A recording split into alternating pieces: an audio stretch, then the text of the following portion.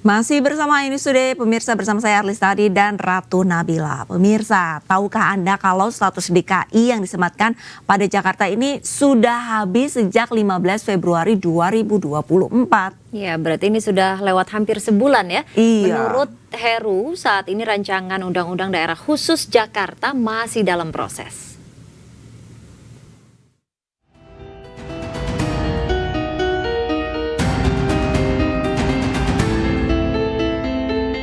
Berakhirnya status ibu kota yang disematkan pada Jakarta telah rampung pada 15 Februari 2024. PJ Gubernur DKI Jakarta Heru Budi Hartono menyatakan masih ada waktu transisi sebelum status Jakarta sebagai daerah khusus ibu kota berganti menjadi daerah khusus Jakarta. Hal ini dikarenakan saat ini rancangan Undang-Undang Daerah Khusus Jakarta sedang berproses.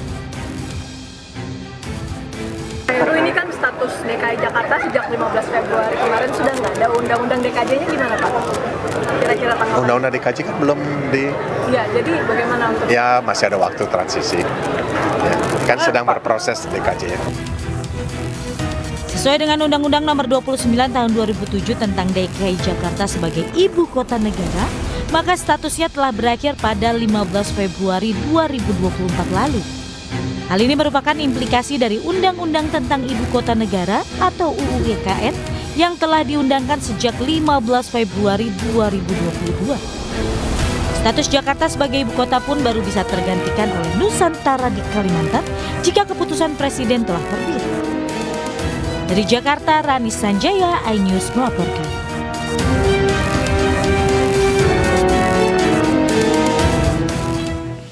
Ya, pemirsa, jika status ibu kota yang disematkan pada Jakarta ini berakhir pada 15 Februari 2024, lalu bagaimana nasib Jakarta setelah tidak menjadi ibu kota negara? Kira-kira apa saja yang berubah? Kita akan membahasnya bersama dua narasumber. Ada pakar hukum tata negara, Profesor Juanda, dan anggota DPR RI fraksi P3 Ahmad Baidowi.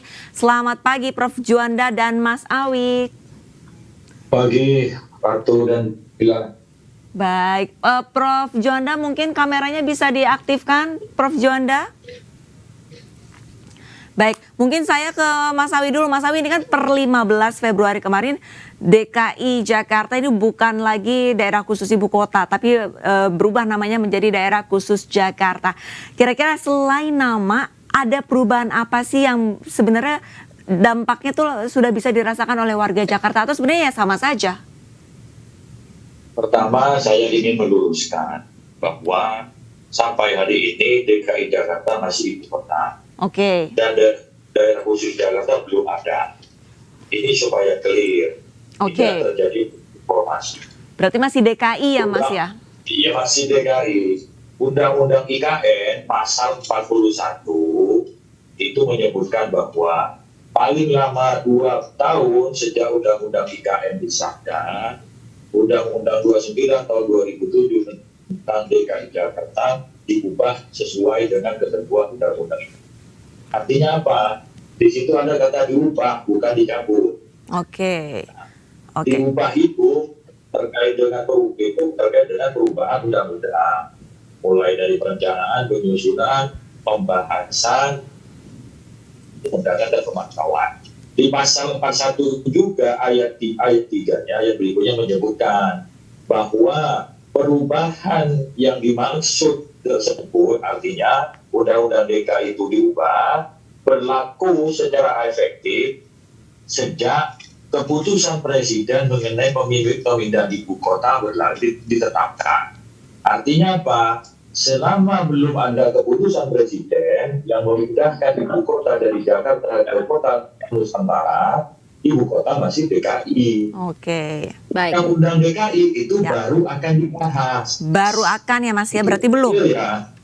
Kira-kira iya. Belum dibahas, oke. Mas Awi, kira-kira berapa lama ini pembahasan ini? Karena kan tadi juga dari masa penetapan IKN begitu ya, 2 tahun lamanya. Nah, akan seperti apa nanti pembahasannya? Ya, itu tergantung sikap pemerintah dan dinamika politik yang ada di DPR. Kalau pemerintah semuanya setuju terhadap usulan DPR, ya tinggal rapat di dalam sudah topalu gitu. Tetapi kan kita tidak mau memprediksi, mengkira-kira, karena balik yang mendapatkan penugasan untuk membahas RUU ini sejak hari Selasa yang kemarin, itu baru akan Baik.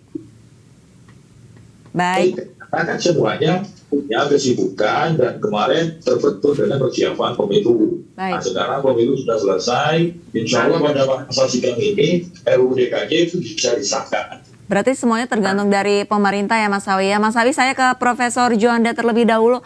Prof, ini melihat RUU DKJ ini kan baru akan dibahas. Nah, ini yang menjadi gunjang-gunjing di tengah masyarakat. Ini yang mempertanyakan untuk penunjukan gubernurnya. Nah, ini lagi desas-desusnya naiknya seperti itu. Kalau menurut Prof, untuk RUU DKJ di mana gubernur ini tidak melalui pilkada, kalau menurut Anda sudah tepat atau belum, Prof? Iya, saya kira memang saya menggunakan mazhab atau dalil prinsip kedaulatan rakyat, dan kebetulan ya, terlepas dari pro dan kontra, disertasi saya adalah yang mengusulkan pemilihan langsung tuh disertasi saya. Iya. Itu 20 tahun yang lalu.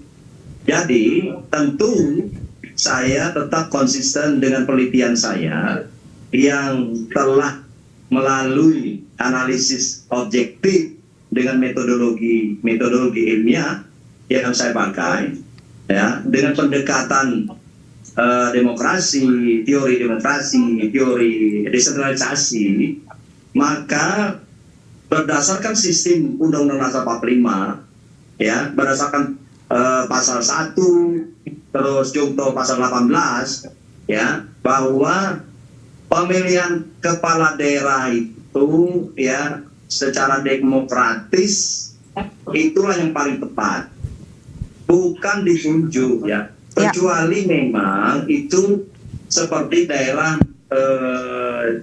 istimewa Yogyakarta itu punya sejarah tersendiri. Tetapi untuk DKI memang punya sejarah tersendiri, tapi berbeda dengan Yogyakarta, ya. Artinya bahwa boleh menggunakan kata kekhususan, tetapi dalam konteks nomenklatur pemilihan kepala daerah, ya, tetap menggunakan prinsip kedaulatan rakyat. Berikanlah kepada rakyat untuk memilih pemimpinnya dalam 5 tahun sekali.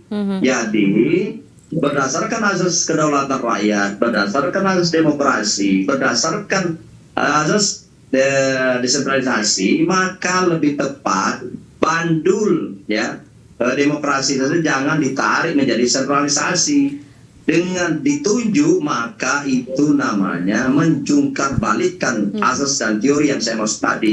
Saya kira itu tidak tepat. Baik, dan Prof. itu pasti adalah menyinggung dan mengecewakan rakyat. Masa satu kali dalam 5 tahun rakyat tidak dipercaya dalam rangka memilih pemimpinnya, itu saya kira. Baik, jadi dengan penunjukan langsung dipikir kurang tepat begitu ya. Baik, kita ke Mas Awi. Mas Awi, apakah nanti poin-poin ini juga yang akan kemudian dibahas gitu? Apakah apa ya yang nantinya akan terlihat alot gitu? Poin-poin apa saja yang nantinya akan dibahas di DKJ? Ya, pasti salah satunya pasal 10 itu. Ya. Nanti tergantung sikap dari pemerintah dan fraksi-fraksi. Semua ada basis argumentasinya, ya, terkait dengan bagaimana apa sebenarnya kekhususan dari DKI. Terus sifat otonominya DKI itu apa? Nah, selama ini kan otonomi satu tingkat. Memang ada istilahnya itu kan demokrasi asimetris kalau di DKI Jakarta. Kenapa? Karena pilkada kabupaten kota itu di Jakarta tidak ada. Karena sifat otonominya diberikan ke provinsi, Nah, perdebatannya kemudian apakah tetap menggunakan sistem pemilihan secara langsung, Ya. atau menggunakan seperti yang draft yang ada, usulan dari DPRD dan kemudian ditunjuk oleh presiden. Nah, persoalan demokratis dalam konstitusi itu kan bermakna ada dimaknai secara langsung, tapi juga bisa dimaknai secara tidak langsung. Demokrasi perwakilan sebagaimana yang diatur dalam sila keempat Pancasila. Namun bukan berarti kita kembali ke memutar balik arah harum jam ya. Soal teori, soal pendapat itu hal yang biasa. Namun demikian, dalam perkembangan pembentukan politik hukum itu selalu melihat dinamika yang ada di lapangan.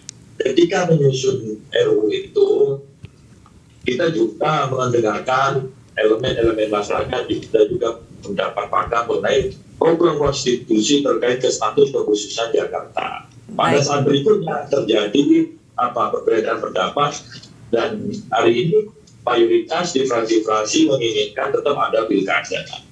Ya itu akan didengarkan, tentu semuanya by proses ya. Yang penting tahapan pembentukan undang-undang itu dilalui.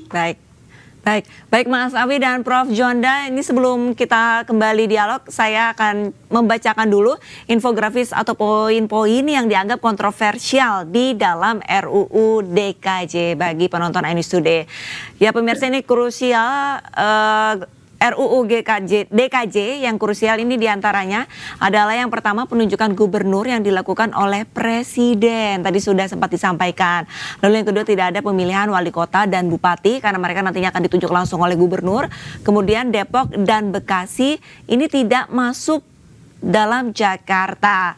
Nah ini mengenai kembali lagi ke dialog, Prof. Kalau misalkan Prof tadi kan dari yang mengenai yang poin-poin yang krusial ini Depok ini rencananya tidak akan menjadi bagian Jakarta. Nah ini kalau menurut Anda bagaimana? Apakah nantinya untuk kedepannya nanti Depok akan tetap bersikuku akan gabung sama Jakarta atau seperti apa, Prof? Ya saya kira kan kita lihat dari sebuah realitas politik, realitas ekonomi, dan efektivitas, efisiensi dalam mengelola negara dan pemerintahan daerah tentunya harus dipertimbangkan. Saya kira tidak ada argumentasi atau alasan apapun yang misalnya terlalu absolut untuk mengatakan Depok tidak boleh masuk DKI misalnya. Kalau memang itu menurut saya secara pribadi, karena kedekatan Depok, terus Bekasi dan beberapa daerah-daerah yang bersinggungan langsung dengan wilayah DKI, saya pikir perlu dipertimbangkan untuk disatukan secara administrasi pemerintahannya menjadi ke DKI.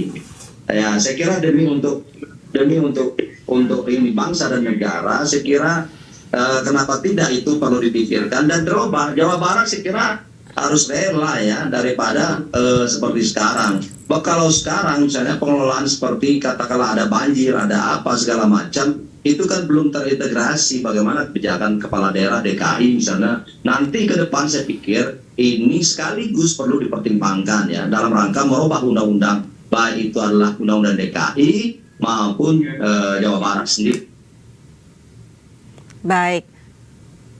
Baik, terakhir mungkin Mas Awi pendapat Anda mengenai pendapat Prof. Juanda seperti apa?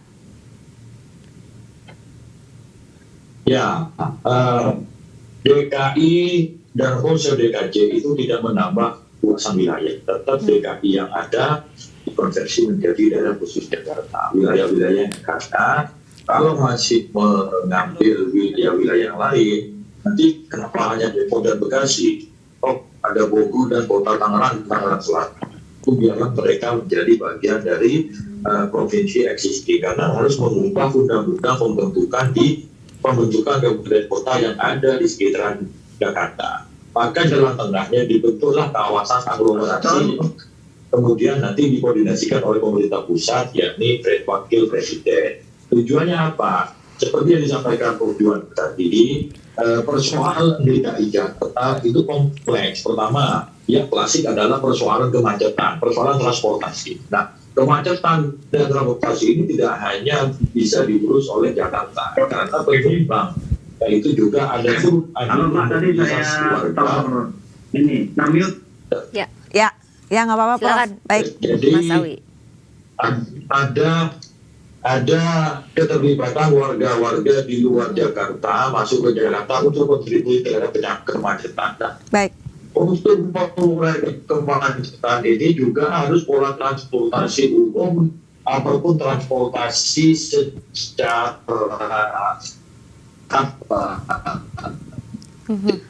Baik, Baik. baik. Ya, Mas nampaknya Awi, sinyalnya kurang baik. Kami terganggu. Baik. Taruhan, pengendalian duduk itu kan melibatkan. baik. Baik, Baik. terima kasih banyak Mas Awi, anggota DPR RI, fraksi P3 dan juga Profesor Juanda, pakar hukum tata negara sudah bergabung bersama kami. Sehat selalu Prof dan Mas Awi, semoga untuk RUU DKJ ini segera dibahas ya. Betul, karena kan tadi juga banyak sekali poin-poin yang menjadi krusial gitu ya, betul. bagaimana nanti dampaknya bagi masyarakat yang berada di Jakarta begitu. Kemudian juga apakah hak-hak masyarakat Jakarta ini nanti akan terpenuhi dengan Nah, penunjukan tanda tanya langsung besar itu. tuh Nah, ini ya. dia nanti kita masih akan pantau begitu seperti apa sih pembahasannya dan undang-undangnya nanti.